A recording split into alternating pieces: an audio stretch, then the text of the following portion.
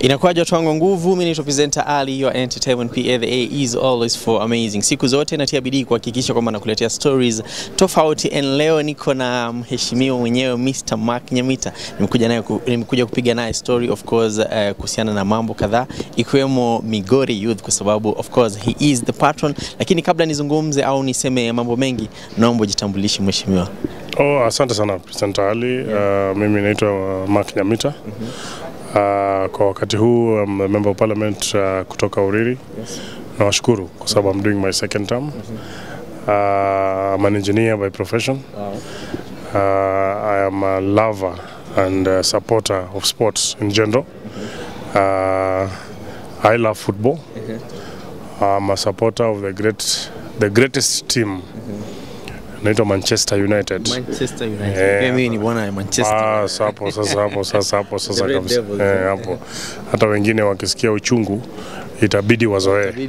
Itabidi wazoee hata kama wako temporary pale juu. I am also locally a supporter of Migori Youth FC. And we are doing great things down there. And you are actually the patron. Yes, I'm the patron of the team. What roles would you say you play pengine as the patron? So one, as a patron, we help largely run the club. We also try to get, I am also an intermediary to help them get support kutoka different people who can be able to support us, because wajua sisi tuna sponsor. Number two, my presence there was also to encourage young people to take up sports. Kwa vile wajua vijana wasipoingia sports, then utawapata labda wameingia kwa mambo zingine. So my role is also to ensure that I encourage them and tell them. And now going forward, we are looking into creating avenues for them to have a platform where they can shine. Waonyeshe ujuzi wao. Connect them with clubs at the national level, and possibly in this next few years also connect them out intentionally different academies where they can be able to go. You are one of the people who have come out, to apart from being a lover of sport, to being a lover of local sports. Ni kwa nini ukaichagua Migori Youth specifically? Kwanza wajua mimi for a long period of time I have seen clubs. I am not a good player myself, but I have seen potential of young people wale wamefanya, because I used to see vijana hapo wengine walikuwa wanacheza mpaka Gor, wakapata kazi wakajisaidia kule. So nikajua pia kuna vijana wako na talanta na labda mambo ya shule hawaendi vizuri. Also because I support education, nikaona iko mashule that sometimes are able to keep even players kwa shule. Wakipata wewe ni mchezaji mzuri, watakuweka kwa shule, labda wakupatia hata sponsorship, sasa usije ukalipa school fees. So mimi huwa ndio ikanifurahisha, nikasema instead of now only supporting international sports and possibly at the national level. Wengi wameniuliza wewe kwa nini wewe si supporter ya Gor? Nikasema yes, Gor sina shida nao, but I have my team that is coming to beat up Gor sooner than later.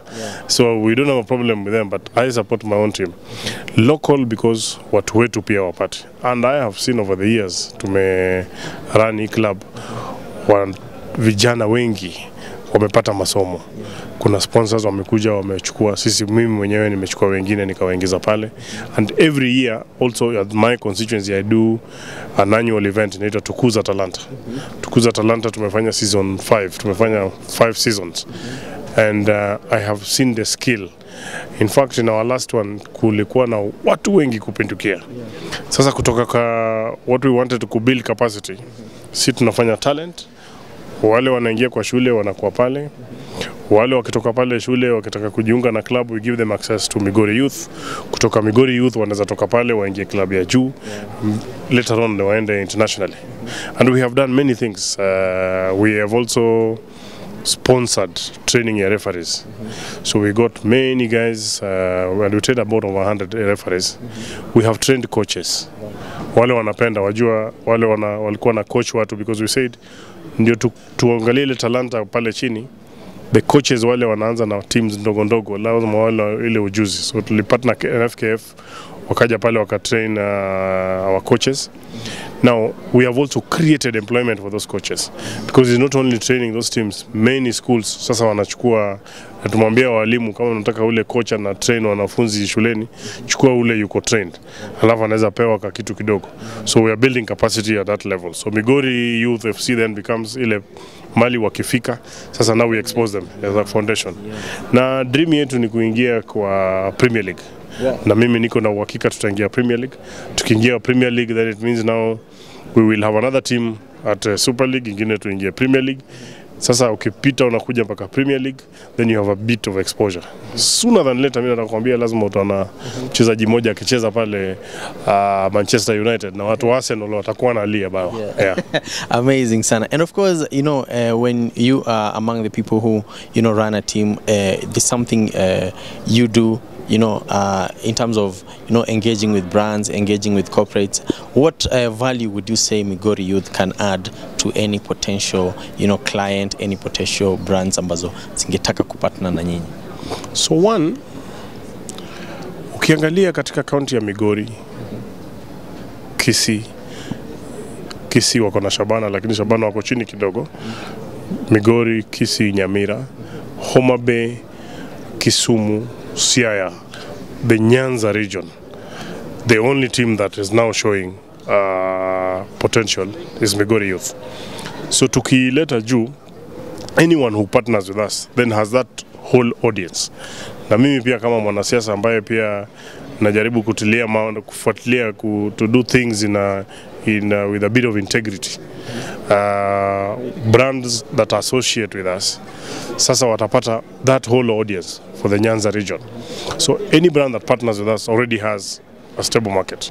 Number two, most of wale wanafunzi ambao wanakuja young people who join, even some of them are even as students.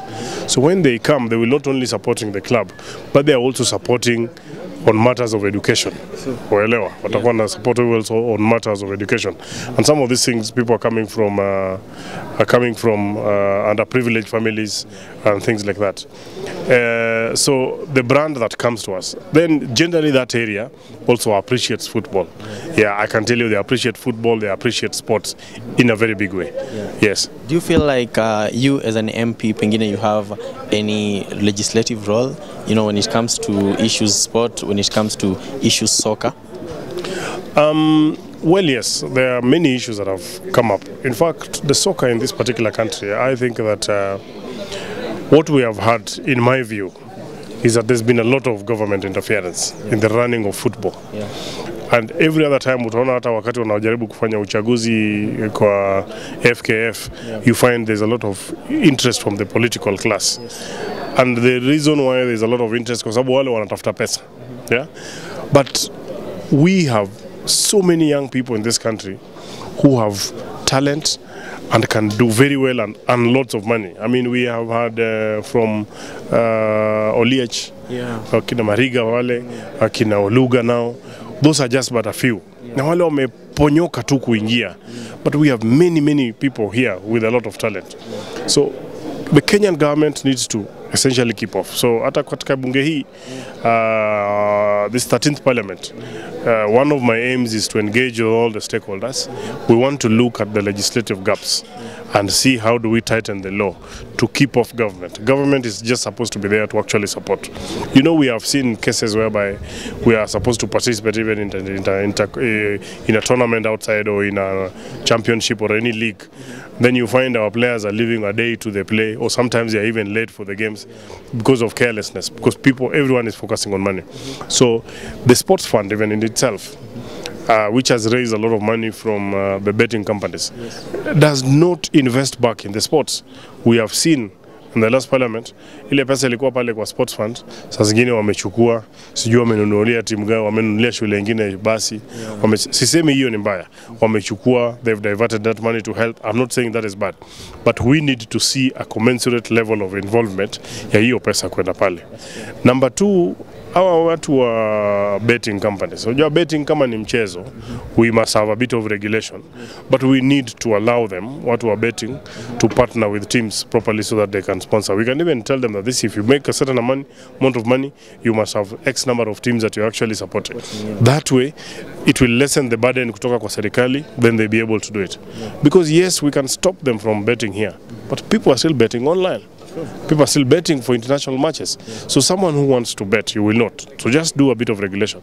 Alafu hapa sasa kumekuwa na makatela hapa katikati between the betting companies and the football companies and the football clubs. So hapa iko shida kidogo. So we want to see how we can come up with a legislation that says the revenue or the tax or a certain percentage that comes from the betting revenue that is supposed to go to sports is put in a kitty. We develop regulation ya hiyo kitty, hiyo fund, and that fund distributes that money using an agreed formula to different teams that are participating in the various leagues, ile ya EPL na hii ya Super League. Alafu tutoe siasa katika mambo ya mipira na talanta, kwa sababu ile ni kazi ya watu wengine. Then you know sports, unlike hima profession wengine, unajua daktari anaweza kuwa daktari mpaka awe 80 years, but sports has an age. So this is a very delicate thing. So when someone discovers their talent even at 15, they possibly have just another 20 years maximum. The sportsmen ndio huwa wana retire the earliest. Sasa wetu hapa wengi wameretire na talanta without fully exploiting it. Absolutely. We also want to, in this government, to try and see kama tutaweza weka pesa, one from the sports fund or from the main budget, to ensure that at least every single region has a good sports facility. Sisi sasa saizi wajua hatuwezi host any continental tournament in this country, unfortunately. Yet we have a lot of talent, but we cannot host because we don't have places to host. We, the county governments, they have not done what needs to happen. So the government needs to take this. So first, develop the sports infrastructure. Tuwe basketball, wale wanataka kucheza basketball waende pale, wale wanataka kwenda kucheza mpira wawe wanaweza kuingia katika kiwanja ile ya kimataifa. Then that way we will begin, because there's a lot of money in sports. Yes. Amazing sana. Nimekuwa nikipigia story na bwana ama mheshimiwa Mark Nyamita. Thank you so much for your time. I really appreciate you. Lakini kabla tutumalize, talk to anyone right now ambaye just send a message to anyone ambaye amejua sahi Migori Youth. Tell us pengine your next 3 years plans. Migori ambao wanatazama hii interview watumie ujumbe. Kwanza, let me speak to watu wa Migori. Migori is our own, we must support it. Na mimi nataka kuwaomba mafans wetu ama wale wengine wapenzi wa mipira na sports kwa jumla, hata wale ambao hawapendi sports, let us love our own team, let's brand our county. Na mimi nataka kuwaomba wawe fans wa Migori Youth. If there is any support they can be able to give, na tunashukuru some of our partners kama Bansi wametusupport vizuri sana, tunawashukuru sana. Tunaomba wengine wafanye biashara, watu wa serikali ya county, tafadhali muje tuungane na kwa Nyanza kwa jumla, because this is a team that is going to lift us from that region. And we are not restricting ati wachezaji wawe wanatoka Migori peke yake. Wachezaji wanaweza toka mpaka kule Kisumu, kote waje pale. That's number 1.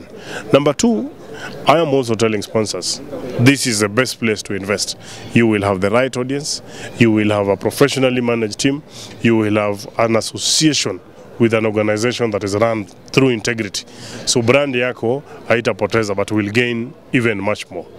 And I also want to tell my colleagues, tafadhali wakati tutaleta mswada pale, tushikane pamoja, tusaidie vijana wetu. Alafu cha muhimu zaidi watu wajue kwamba Manchester United. Nilikuwa nataka kuambia pia watu wa Arsenal kukaa pale tu ni kuchemsha kiti. Watu wa Manchester tunakuja. And very soon tunakuja. Mwache sherehe. Mungoje sherehe. Tutakuja hapo mbele. Amazing sana. Mimi ni presenter Ali, your entertainment via the Ace for amazing behind the camera. Ni mwanangu nguvu anaitwa director Captain. Siku zote ukitaka kufanikiwa usipende kusifiwa. I'll see you guys in the next episode.